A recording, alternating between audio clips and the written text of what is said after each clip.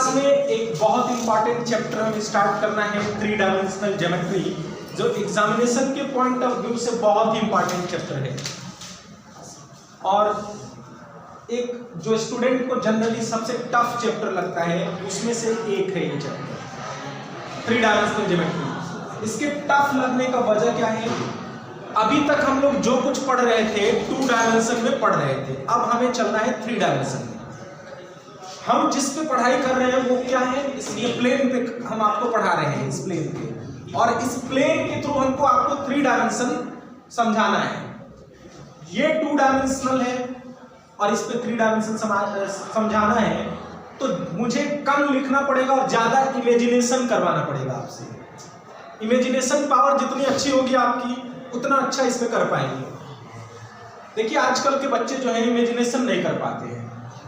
अगर उनसे कोई इमेजिनेशन बेस्ड क्वेश्चन पूछ लिया जाता है तो जवाब दे ही नहीं पाते। ज्यादातर बच्चे आजकल फोकस करते हैं, यानी चीजों को रट लेते हैं, याद रख लेते हैं और बस उसके अकॉर्डिंग चल लेते हैं, लेकिन अगर कुछ सोचने के लिए कह दिया जाए तो वो नहीं कर पाते हैं। फॉर एग्जाम्पल जैसे मान लो अगर हिस्ट्री का क्वेश्चन है और उसमें से पूछ लिया जाए कि बाबर कब आया था इंडिया में, तो ज्यादातर स्टूडेंट जो हिस्ट्री पढ़े होंगे अच्छे से वो बता देंगे कि इस सन में आया था और इस सन में चला गया, 1526 जो भी हो। लेकिन अगर सपोज करो कि उस क्वेश्चन की जगह हम ये पूछ लें कि अगर बाबर उस समय इंडिया नहीं आया होता तो आज इंडिया की पोजीशन क्या होती, तब अब आपको इमेजिनेशन करना है उस समय बाबर नहीं आया होता तो इंडिया का प्रेजेंट सिचुएशन क्या होता, इस पर उसका क्या इफेक्ट होता। अब ये इमेजिनेशन करना है आपको, तो इसमें थोड़े से फंस सकते हैं आप लोग। तो इसी तरह का ये चैप्टर हमारा है 3 डायमेंशनल ज्योमेट्री। टोटली अगर आप में याद रखने की भी एबिलिटी है तो एग्जामिनेशन में बहुत अच्छा कर लेंगे आप, क्योंकि टोटली फार्मूला बेस्ड है। लेकिन फार्मूला का डेरिवेशन क्या है, कैसे वो आया, ये सोच पाना या क्वेश्चन को समझ पाना, ये बड़ी बात होती है। एक ही तरह के बहुत सारे इक्वेशन मिलेंगे, कहाँ कौन सा अप्लाई करना है, इनको सोच पाना, ये सारी चीजें इसमें पढ़नी है। तो 3 डायमेंशनल ज्योमेट्री में अब हम बात करेंगे 3 डायमेंशन की। पहले हम लोग एक्स एक्सिस और वाई एक्सिस की बात सिर्फ करते थे, अब एक एक्सिस और बढ़ेगा हमारे पास, Z axis. X axis Y axis ये होगा। अभी तीनों का एक डायरेक्शन हमने बनाया है। अगर सपोज करो, इमेजिनेशन करो कि इसको इधर तक बढ़ाते, इसको इधर तक बढ़ाते, इसको इधर तक बढ़ाते, तो हमारा पूरा प्लेन कितने हिस्सों में बढ़ जाता है। देखिए पहले आप सपोज कर लीजिए कि हम इस समय हम 3D में खड़े हैं, 3 डायमेंशन में खड़े हैं, और आप उस कार्नर को सपोज कर लीजिए कि ओरिजिन है, ये कार्नर हमारा ओरिजिन है।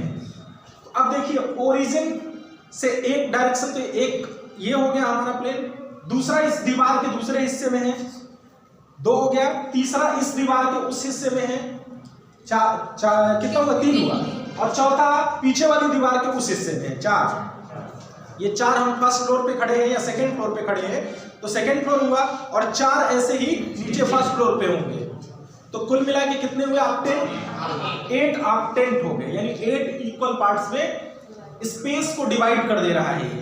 तो इसमें ऑक्टेंट बनते हैं। जैसे 2 डायमेंशन में क्वाड्रेंट बनते हैं, वैसे ही 3 डायमेंशन में ऑक्टेंट बनते हैं। ठीक है, ये ओरिजिन होगा और इसके बाद ये पूरे को ऑक्टेंट में डिवाइड कर देगा पूरे स्पेस को। इसके बारे में क्लास 11th में हम लोगों ने इंट्रोडक्शन में पढ़ा है।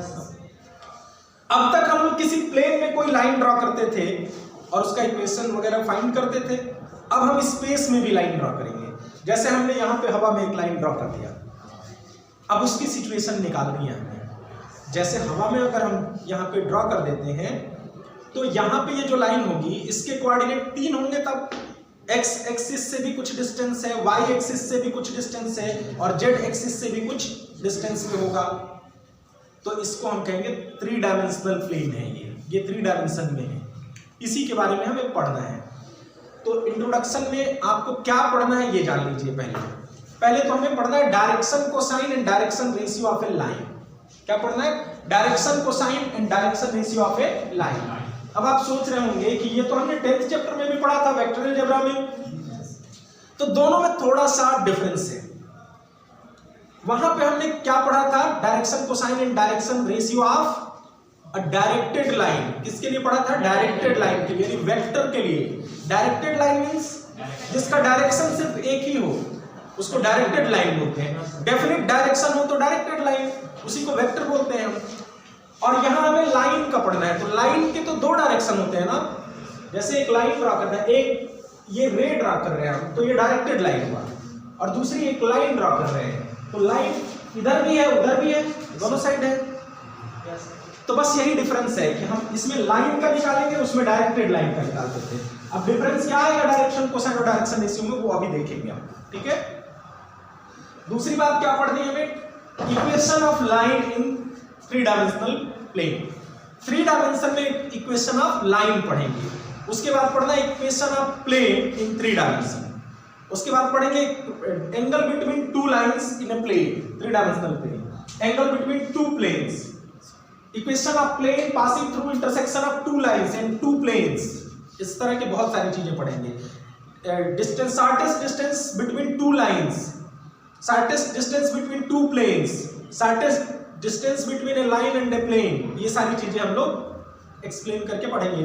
तो हम लोग सीरियल वाइज एनसीईआरटी के अकॉर्डिंग चलेंगे, यानी पहले कुछ चीजें पढ़ेंगे, उस पर बेस्ड अपने एक्सरसाइज के क्वेश्चन सॉल्व करेंगे, फिर उसके बाद अगले वीडियो में हम लोग फिर कुछ और करेंगे, कुछ और थियरी पढ़ेंगे, फिर उस पर बेस्ड क्वेश्चन करेंगे। इस तरह से सीरियल वाइज जैसे एनसीईआरटी में दिया है उसके अकॉर्डिंग हम लोग पढ़ते चलेंगे, ठीक है। तो फर्स्ट एक्सरसाइज में जो आपको पढ़ना है डायरेक्शन कोसाइन और डायरेक्शन रेशियो, ये 2 चीजें पढ़नी है, तो ये हम लोग यहाँ पे पढ़ेंगे, डिस्कस करेंगे अभी। तो डायरेक्शन कोसाइन और डायरेक्शन रेशियो से पहले हम लोग कुछ रिवाइज कर लेते हैं क्लास 11 का डिस्टेंस फार्मूला। डिस्टेंस फार्मूला पढ़ा था वहां, distance between 2 points x1 y1 z1 and x2 y2 z2 क्या होगा? d is equal to under root में x2 माइनस x1 का whole square plus y2 minus y1 का whole square plus z2 minus z1 का whole square. ये distance between 2 points in a plane होता है, ठीक है। उसके बाद अब हम लोग direction cosine. Direction cosine of line क्या है? एंगल ऑफ इंक्लिनेशन पहले जानिए। कोई भी लाइन एक्स एक्सिस के साथ जितना एंगल बनाती है पॉजिटिव डायरेक्शन में, या एक्स एक्सिस के साथ, सपोज करिए एक्स एक्सिस के साथ कोई भी लाइन जितना एंगल बनाएगी वो क्या है? इंक्लिनेशन एंगल है। क्या है? इंक्लिनेशन एंगल है। और इसका कोसाइन अगर हम ले लेंगे तो उसी को क्या कहेंगे? Direction cosine. एंगल क्या बताता है? एंगल क्या बता रहा है? डायरेक्शन को बता रहा है, डायरेक्शन को बता रहा है। और उसका कोसाइन ले लेंगे, cos थीटा ले लेंगे, तो डायरेक्शन कोसाइन कहलाएगा। अब कोसाइन cos थीटा ही क्यों ले रहे हैं उसका भी रीजन समझेंगे। cos थीटा ही क्यों ले रहे हैं यहाँ पे, tan थीटा क्यों नहीं ले लेते हैं, sin थीटा क्यों नहीं ले लेते हैं? हमें डायरेक्शन किसके साथ चाहिए? एक्स एक्सिस के रिस्पेक्ट में उसका डायरेक्शन क्या है। तो अगर ये एंगल इंक्लिनेशन एंगल है तो इसके रिस्पेक्ट में इस एक्सिस के साथ डायरेक्शन बताने वाला हमें चाहिए कोई कोफिशिएंट। तो ये क्या है? इस एंगल के रिस्पेक्ट में ये ओ एक्स क्या है? बेस है।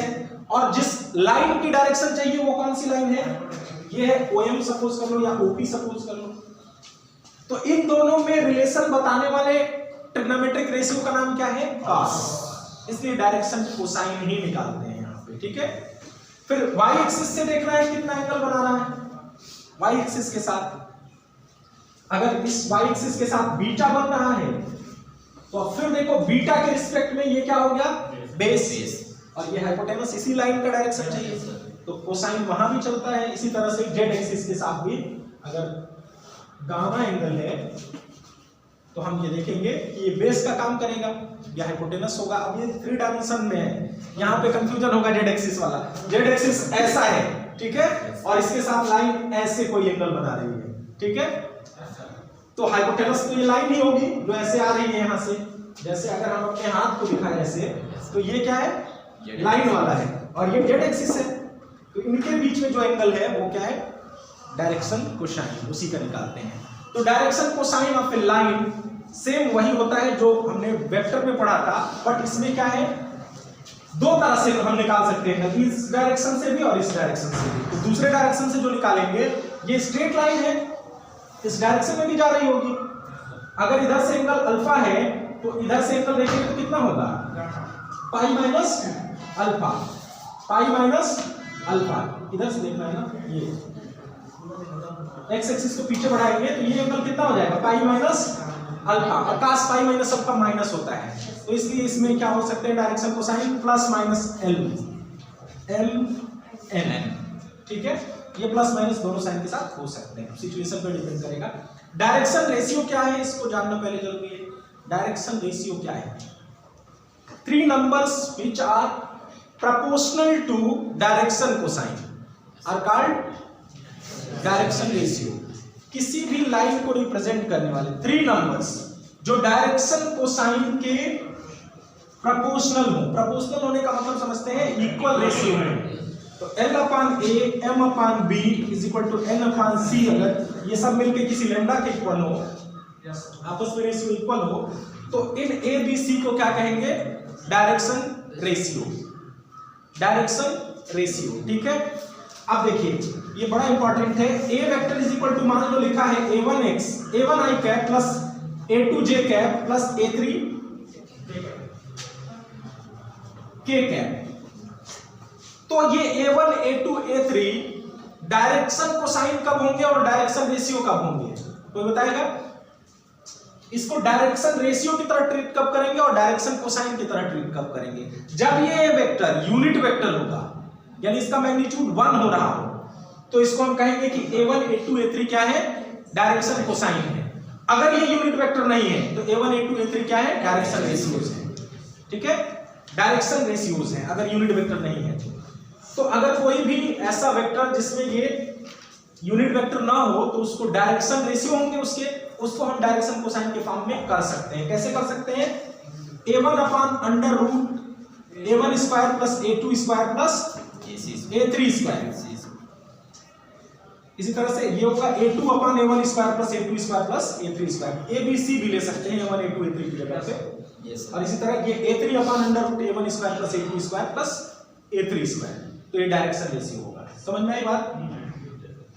तो डायरेक्शन कोसाइन और डायरेक्शन रेशियो हम लोगों ने समझ लिया। देखते हैं क्या टॉपिक है हमारे पास। अब दो पॉइंट को अगर ज्वाइंट करने वाला, पहले डायरेक्शन कोसाइन से ही लेते हैं कुछ चीजें समझ। Relation between direction cosine and direction ratio.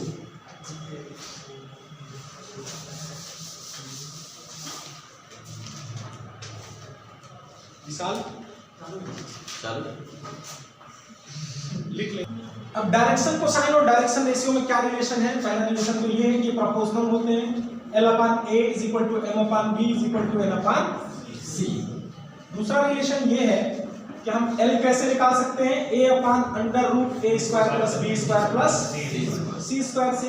M निकाल सकते हो B/√A² plus B² plus C², और N C/√A² plus B² plus C²। अब L M N में भी आपस में कोई रिलेशन होता है, जैसे L² plus M² plus N² अगर हम निकालना चाहें तो ये कितना आएगा, इन तीनों के स्क्वायर का सम करेंगे तो आएगा A² plus B² plus C² अपन A² plus B² plus C²। ये वेक्टर अलजेब्रा में भी हम लोगों ने देखा था, इसमें आपस में क्या रिलेशन है, इसकी वैल्यू हमेशा 1 आती है, ठीक है। अब अगर डायरेक्शन रेशियो निकालना है, कोई दो पॉइंट गिवन है, जैसे कह दे डायरेक्शन रेशियो, शॉर्ट में हम डी से लिखेंगे इसको, direction ratio of line joining 2 points x1 y1 z1 and x2 y2 z2 and x2 y2 z2। तो a इज इक्वल टू क्या होगा, x2 minus x1। Second point में से फर्स्ट पॉइंट को माइनस कर देंगे। b is equal to y2 minus y1, c is equal to z2 minus z1। इसी तरह से अगर L M N निकालना हो तो n इज इक्वल टू होगा x2 minus x1 upon under root x2 minus x1 का whole square plus y2 minus y1 का whole square plus z2 minus z1 का whole square. Similarly m is equal to y होगा और n is equal to z के लिए लिखा जाएगा ऐसे ही। तो ये आपस में इनका रिलेशन है। अब हम लोग क्वेश्चन की तरफ बढ़ेंगे।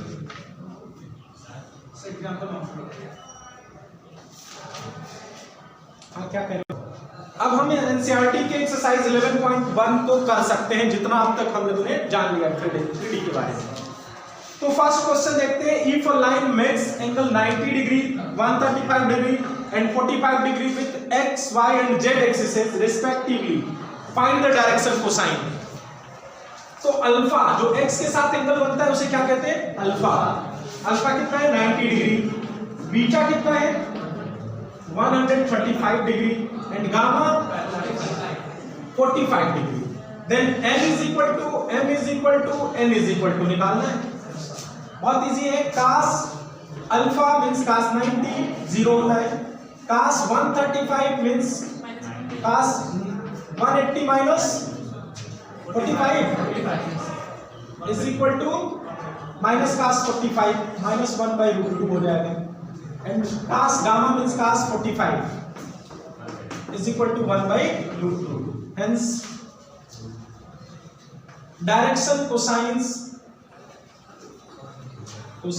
Are 0 minus 1 by root 2 1 by root 2। क्या पूछ रहे हैं, 90 माइनस 45 का 90 प्लस 45 भी करेंगे तो माइनस साइन 45 होगा, तब भी माइनस 1 बाई रूट 2 आएगा। सेकंड क्वेश्चन है, find the direction cosine of line which makes equal angles with the coordinate axis. ऐसी लाइन का बताना है आपको डायरेक्शन कोसाइन जो तीनों एक्सिस के साथ इक्वल एंगल बना रही है। Means alpha equal to beta equal to gamma है, तो हम बीटा की जगह भी अल्फा रख सकते हैं, गामा की जगह भी अल्फा रख सकते हैं। तो L इज इक्वल टू होगा cos alpha, M is equal to भी होगा cos अल्फा और N इज इक्वल टू भी होगा cos अल्फा। अब इनका इंटर रिलेशन क्या है आपस में, L square plus M square plus N square is equal to 1। Since we know that L square plus M square plus N square is equal to 1, then cos square alpha plus cos square alpha plus cos square alpha equal to 1, 3 cos square alpha equal to 1, then cos square alpha equal to 1 by 3, then cos alpha equal to 1 by root 3, then alpha equal to क्या find क्या करना है इसमें, find the direction cosine. तो बस यही रहेगा, cos alpha equal to 1 by root 3 आ गया तो हम लिखेंगे hence L is equal to M is equal to N is equal to 1 by root 3। Direction cosine क्या हो गया 1 by root 3 1 by root 3 1 by root 3। Third question है, if a line has the direction ratio -18 12 and -4 then what are the direction cosines। अब यहाँ भी simple formula use करना है आपको। क्वेश्चन नंबर 3 में है A गिवन है -18, B है 12 एंड C है 4 तो L इज इक्वल टू होगा -18 upon under root -18 square plus 12 square plus -4 square. Similarly M is equal to minus plus 12 upon under root में सेम यही रहेगा और N इज इक्वल टू भी -4 अपॉन अंडर रूट ये रहेगा पूरा। तो ये एलिमेंट हो गया। अब हम फोर्थ क्वेश्चन की तरफ बढ़ेंगे। क्वेश्चन नंबर 4 है, so that points are collinear 2 3 4। इसका कुछ नाम दे देते हैं, A, सेकेंड है B -1 -2 1, C 5 8 7। हमें प्रूव करना है कि ये कोलिनियर है। कोलिनियरिटी प्रूव करने के लिए हमारे पास मैथमेटिक्स में कई तरीके हैं, बट हम यहाँ पढ़ रहे हैं 3 डायमेंशनल ज्योमेट्री। कोऑर्डिनेट ज्योमेट्री पढ़ रहे होते तब भी कर सकते थे स्लोप दिखा के, लेकिन यहाँ 3D पढ़ रहे हैं तो 3D का ही यूज करना है। हम दिखा देंगे कि इसके डायरेक्शन रेशियोज का जो डायरेक्शन रेशियोज है इक्वल है, मतलब इक्वल नहीं प्रोपोर्शनल है। तो ये क्या हो जाएगा, पैरेलल हो जाएगा। तो पहले हम डायरेक्शन रेशियो निकालेंगे किसका, AB का, फिर डायरेक्शन रेशियो निकालेंगे BC का। अगर इक्वल रेशियो में आया तो पैरेलल।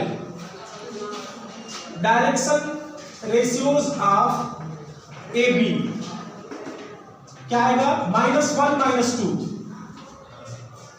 फिर -2 -3 एंड 1 -4, दैट इज -3 -5 -3, ये आया।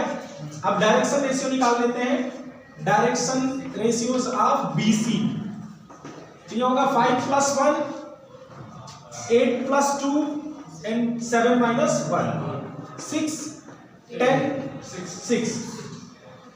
अब देखो A1/A2 निकालो, कितना आएगा, -3/6, यही आएगा ना। ये A1 B1 C1 है, ये A2 B2 C2 है। इसको सिंप्लीफाई करेंगे 1 आएगा। B1/B2 निकालो, ये भी आएगा कितना, -5/10, ये भी कितना आया, -1/2। C1/C2 निकालो, -3/6, ये भी -1/2 आएगा।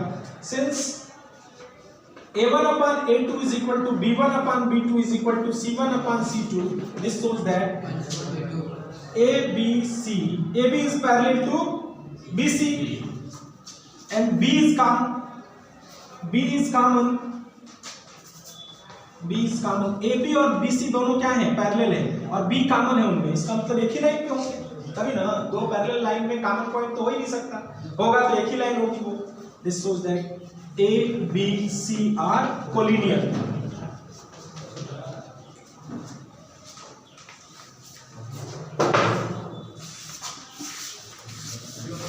नेक्स्ट क्वेश्चन है हमारा question number 5। Find the direction cosine of sides of triangle whose vertices are. एक ट्रायंगल के वर्टेक्स गिवन है, A इज इक्वल टू है 3 5 -4, B है -1 1 2 एंड C है -5 -2। डायरेक्शन कोसाइन निकालना है तीनों साइड का, तो पहले हम निकालेंगे डायरेक्शन रेशियोज ऑफ AB। क्या होगा AB का डायरेक्शन रेशियो, -1 -3 1 -5 एंड 2 + 4, कितना आएगा ये, -4 + 6। फिर डायरेक्शन रेशियोज ऑफ, या एक का बता देते हैं, उसी के अकॉर्डिंग आप सब कर लेंगे। देन डायरेक्शन कोसाइंस आर, इसके डायरेक्शन कोसाइंस होंगे, L इज इक्वल टू होगा A/√A² + B² + C², तो ये हो गया -4/√16 -4 का स्क्वायर +16 + 36, कितना होगा, -68 होगा क्या, -4/68। L हो गया, M इज इक्वल टू हो जाएगा -4/68 और M कितना होगा, 6/√68, यानी 4√17 होगा। अब इसको और सिंप्लीफाई करोगे तो 17 × 4 क्या होता है, 68 होता है, तो ये हो जाएगा -2/√17, ये भी हो जाएगा -2/√17 और ये होगा 3/√17। और ये तो अभी एक साइड का निकला है AB का, इसी तरह से आप BC का निकाल लोगे और AC का निकाल लोगे, निकल जाएगा ना।